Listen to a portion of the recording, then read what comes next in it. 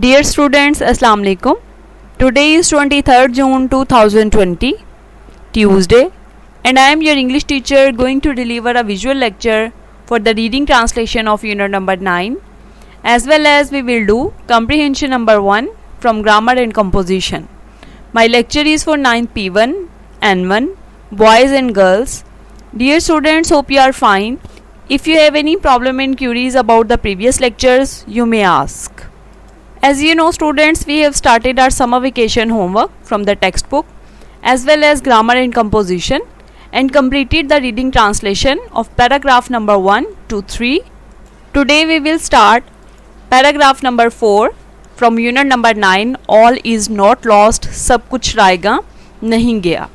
In this lesson we will read that how important is the nursing profession and the problems of nursing profession. Before starting paragraph 4, we will overview our previous lecture. In the previous lecture, we read that the story highlights the importance of nursing profession and how the sincere effort and strong determination of a nurse saves a patient from a near crippling stage. Let's move to the reading translation of paragraph number 4. First of all, open your textbook. Paragraph 4 जो कि reading translation के हवाले से आपका examination point of view से बहुत important है. Faisalabad board में अगर आप सब्जेक्टिव पार्ट इसका देखें सर्च करके तो काफ़ी दफ़ा ये पैराग्राफ जो है वो रिपीट हुआ है. ठीक है, आपने वर्ड टू वर्ड ट्रांसलेशन पे भी फोकस करना है, साथ साथ इसके सेंटेंस वाइज ट्रांसलेशन पे भी. जैसा कि आपको पता है कि वर्ड टू वर्ड ट्रांसलेशन आपने ग्लॉसरी और MCQs की तैयारी के लिए करनी होती है और सेंटेंस वाइज ट्रांसलेशन जो है वो मेनली आपका ट्रांसलेशन में फोकस है. आपने जो है वो नोटबुक रेडी कर लेनी है. उर्दू ट्रांसलेशन जो उर्दू तर्जुमा है सिर्फ वही लिखना है. आपने मार्जिन लाइन ड्रॉ करनी है, आपने डेट मेंशन करनी है. यूनिट नंबर 9 ब्लू मार्कर के साथ लिख के उसका नेम लिखना है. ऑल इज़ नॉट लॉस्ट, फिर सिर्फ उर्दू तर्जुमा जो है वो ट्रांसलेशन जो आप कर रहे हैं सिर्फ वही लिखनी है, इंग्लिश लिखने की ज़रूरत नहीं है. ठीक है, डेली ये बात आपको बताने का मकसद है ताकि आपकी रिटन प्रैक्टिस हो जाए, आप नीट एंड क्लीन जो है वो अपना जो भी समर वेकेशन होमवर्क है उसे करें, ताकि जब आप इंशाल्लाह वापस स्कूल आएँ तो आपके एक तो नोट्स प्रिपेयर हों, दूसरा आपकी रिटन प्रैक्टिस जो है वो अच्छी हो गई हो. 4th पैराग्राफ देखें. आई वॉज अपसेट, ध्यान से इसको सुनना है. जैसे कि मैंने आपको बताया कि ये एग्जामिनेशन पॉइंट ऑफ व्यू से बहुत इंपॉर्टेंट है. आई वॉज अपसेट, अपसेट का मतलब होता है परेशान.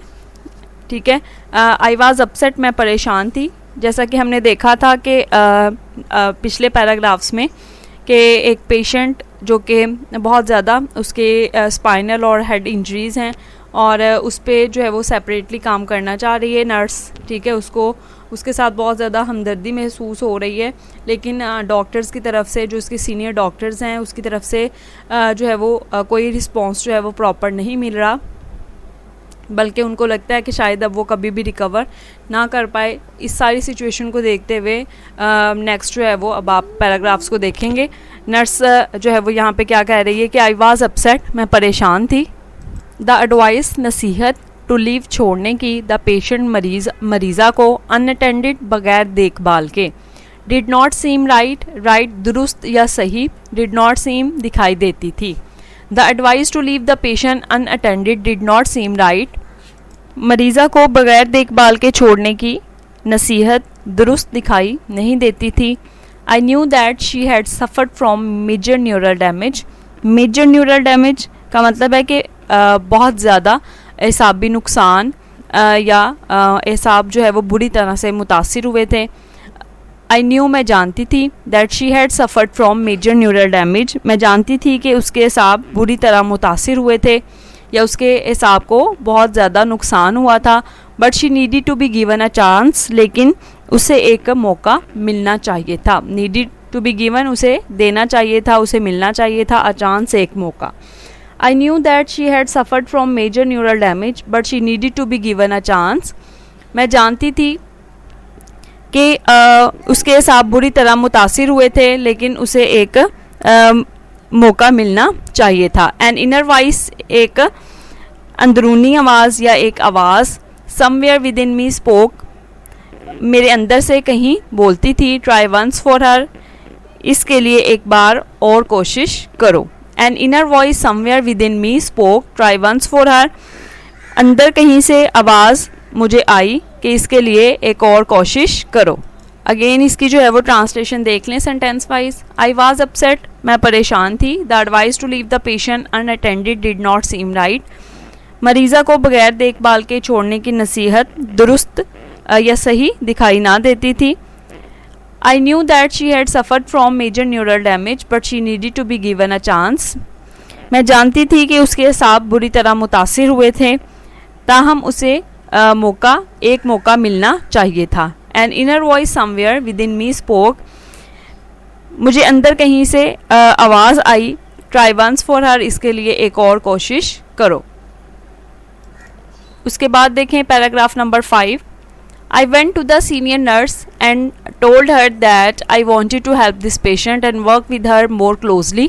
I went to the senior nurse, मैं सीनियर नर्स के पास गई. And told her, और उसे कहा that I wanted to help this patient, कि मैं इस मरीज़ा की मदद करना चाहती हूँ. And work with her more closely, और इसके ज़्यादा करीब रह के काम करना चाहती हूँ. I went to the senior nurse and told her that I wanted to help this patient and work with her more closely. मैं सीनियर नर्स के पास गई और इसे कहा कि मैं इस मरीज़ा की मदद करना और इसके ज़्यादा करीब रह के काम करना चाहती हूँ. The senior nurse looked at me with utter surprise. senior nurse looked at me, ने मेरी तरफ देखा. with utter surprise, शदीद हैरत के साथ. utter निहायत या शदीद, सरप्राइज हैरत के साथ. and remarked, और जवाब दिया, that she had orders, के उसे अहकामात मिले हैं from the doctor in charge, निगरान डॉक्टर की तरफ से, to shift her to the general ward, to shift her मुंतकिल करने के, to the general ward, general ward में. ठीक है, यानी कि ऐसे पेशेंट्स जिनकी रिकवरी के चांसेस जो है वो नहीं होते या जो है वो ठीक हो जाते हैं, दो सिचुएशंस में जो है वो आईसीयू से आपको पता है कि जनरल वार्ड में शिफ्ट कर दिए जाते हैं. तो चूँकि उस पेशेंट के रिकवरी के चांसेस जो है वो नहीं थे ज़्यादा, इस वजह से उसे जनरल वार्ड में शिफ्ट करने के अहकामात मिले थे. The senior nurse looked at me with utter surprise and remark that she had orders from the doctor in charge to shift her to the general ward.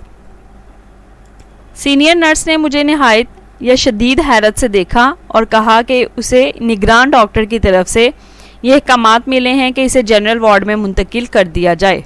The doctors thought, डॉक्टरों का ख्याल था, that she was a hopeless case, कि वो एक नाउमीद case थी. And the bed must be spared, और bed खाली कर देना चाहिए फॉर अदर पेशेंट्स, दूसरे मरीज़ों के लिए.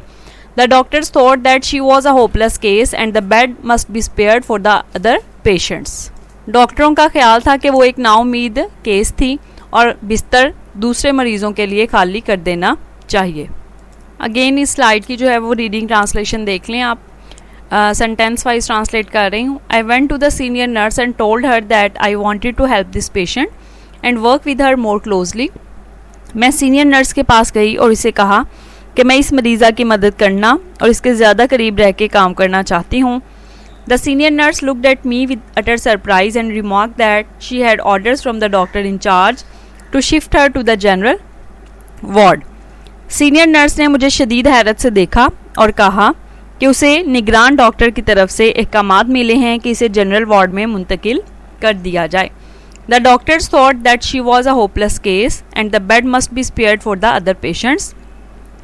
डॉक्टरों का ख्याल था कि वो एक नाउमीद केस थी और बिस्तर दूसरे मरीज़ों के लिए खाली कर देना चाहिए. यही पैराग्राफ जो है वो पैराग्राफ नंबर 5 अभी कंटिन्यू है. I was shocked to hear this, मुझे ये शॉक्ड सदमा हुआ, टू हियर दिस ये सुनकर, मुझे ये सुनकर सदमा हुआ. The patient's family also requested me to help them fight the case. The patient's family, मरीज़ा के घर वाले, ऑल्सो रिक्वेस्टेड मी, ने भी मुझसे इल्तिजा की या दरख्वास्त की, टू हेल्प देम, उनकी मदद के लिए, फाइट द केस, इस मामले को हल करने के लिए, लड़ने के लिए. The patient's family also requested me to help them fight the case. मरीज़ा के घर वालों ने भी मुझसे दरख्वास्त की कि इस मामले से लड़ने के लिए मैं उनकी मदद करूं. Something needed to be done, something कुछ, नीडेड टू बी डन कुछ किए जाने की ज़रूरत थी. I could not leave my patient, a lost battle on her own, lost battle हारी हुई जंग, ऑन हर ओन अपने आप या खुद, पेशेंट मरीज़ा, फाइटिंग लड़ने की। आई could not leave my patient fighting a lost battle on her own, I could not leave my patient fighting a lost battle on her own, मैं अपनी मरीज़ा को हारी हुई जंग खुद से लड़ने के लिए नहीं छोड़ सकती थी। I made up my mind, मैंने अपना जहन बनाया, to risk my career and help the patient, risk my career, risk होता है ख़तरे में डालना, माई करियर अपनी मुलाजमत को, एंड हेल्प द पेशेंट और मरीज़ा की मदद करने के लिए।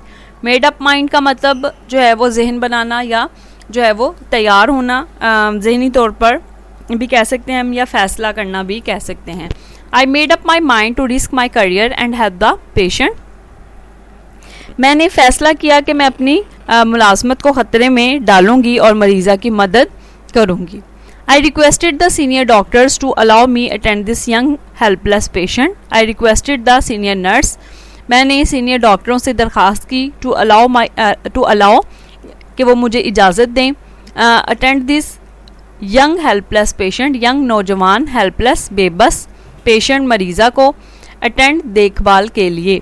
I requested the senior doctors to allow me attend this young helpless patient. मैंने सीनियर डॉक्टरों से दरख्वास्त की कि वो मुझे इस नौजवान बेबस मरीज़ा की देखभाल की इजाज़त दें। समहाउ किसी न किसी तरह, आई वॉज एबल मैं काबिल हो गई, to make the patient stay मरीज़ा को रखने में, इन द आईसीयू में। Somehow I was able to make the patient stay in the ICU, किसी न किसी तरह मैं मरीज़ा को आईसीयू में रखने के काबिल हो गई। ठीक है, अगेन जो है वो इस स्लाइड को जो है वो सेंटेंस वाइज देख लें।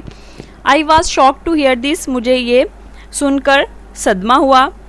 The patient's family also requested me to help them fight the case, मरीज़ा के घर वालों ने भी मुझसे दरख्वास्त की कि वो इस लड़ाई से, इस मामले में जो है वो लड़ाई के लिए उनकी मदद करूं। Something needed to be done, कुछ किए जाने की ज़रूरत थी। I could not leave my patient fighting a lost battle on her own, मैं अपनी मरीज़ा को हारी हुई जंग खुद से लड़ने के लिए नहीं छोड़ सकती थी। I made up my mind to risk my career and help the patient, मैंने फ़ैसला कर लिया कि मैं अपनी मुलाजमत को ख़तरे में डालूंगी और मरीज़ा की मदद करूंगी। I requested the senior doctors to allow me attend this young helpless patient, मैंने सीनियर डॉक्टरों से दरख्वास्त की कि वो मुझे इस नौजवान बेबस मरीज़ा की देखभाल की इजाज़त दे दें। समहाउ किसी न किसी तरह, I was able to make the patient stay in the ICU, मैं मरीज़ा को आईसीयू में रखने के काबिल हो गई थी। उसके बाद बेटा आप पैराग्राफ नंबर जो है वो 6 देखें। I continue to work on Hira, ये भी बहुत इंपॉर्टेंट आपका पैराग्राफ है, एग्जामिनेशन पॉइंट ऑफ व्यू से इसको भी मार्क कर लें, आपने इसको अच्छे तरीके से तैयार करना है। I continue to work on Hira, मैंने हीरा पे काम करना जारी रखा, कंटिन्यू जारी रखा, टू वर्क काम करना, ऑन हीरा हीरा पर, मैंने हीरा पे काम करना जारी रखा। बट लेकिन, she was not making much recovery, लेकिन वो ज़्यादा सेहतयाब या बेहतर नहीं हो रही थी। ठीक है, रिकवरी बेहतर होना, but she was not making much recovery, लेकिन वो ज़्यादा बेहतर नहीं हो रही थी। I felt as helpless as she was to see her lie on bed in a miserable state. I felt मैंने महसूस किया, as helpless उतना ही बेबस, as she was जितना कि वो थी, और to see her lie बिस्तर पे लेटे हुए, in a miserable state बदतरीन हालत में या काबिल तर्स हालत में, उसे बिस्तर पर काबिल तर्स हालत में देखकर मैं उसकी तरह खुद को भी बेबस महसूस करने लगी। Could I be able to justify my stance before the senior doctors? Before the senior doctors, senior डॉक्टरों के सामने, my stance अपना मौक़िफ़, justify दुरुस्त साबित करना। Could I be able to justify my stance before the senior doctors?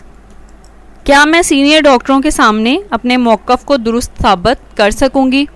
I did not lose hope, मैंने उम्मीद ना छोड़ी या मैंने उम्मीद तर्क ना की। I continue to work with patience and kept doing exercises with her, I continue to work with patience, मैंने सब्र से काम जारी रखा, पेशेंस होता है सब्र, कंटिन्यू जारी रखा, and kept doing exercises with her, और उसे वर्जिशें करवाती रही।